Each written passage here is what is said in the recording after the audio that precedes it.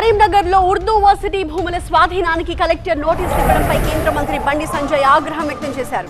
భూములు అమ్మి దోచుకోవాలనుకుంటున్నారా అని ప్రశ్నించారు. వర్సిటీల్లో సౌకర్యాలు కల్పించడం చేత కాదు గానీ విద్యా సంస్థల భూముల్ని అమ్మాలనుకుంటున్నారంటూ మండిపడ్డారు బండి సంజయ్.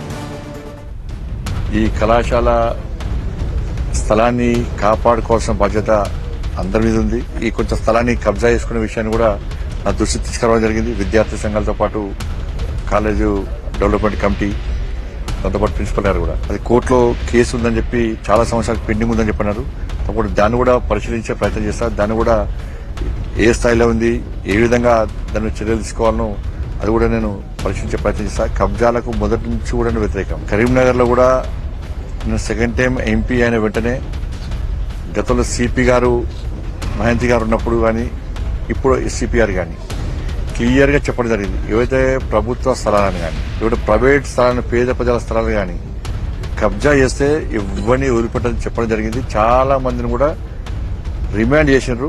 కబ్జాల జోలికి వస్తే ఏ విధంగా శిక్షలు పడతాయి, ఏ విధంగా పోలీస్ తరహాలో గుణపాఠంతో చూపెట్టినాం. కాబట్టి ఇప్పుడైనా దృష్టి తీసుకొస్తున్నారు. ఆ విషయంలో కూడా చాలా కఠినంగా వివరిస్తుంది. దాని ప్రసక్తి ప్రభుత్వ స్థలాన్ని పేద ప్రజల స్థలాన్ని కబ్జా